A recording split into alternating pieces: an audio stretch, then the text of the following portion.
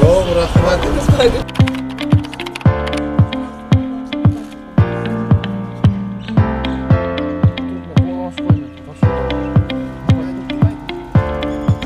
Şunday bizim Cengiz bayramımız, şu Sevgili bayramının aldığında şunday unağını bilip koyup tapşırıp dep bizge tapşırma berdi.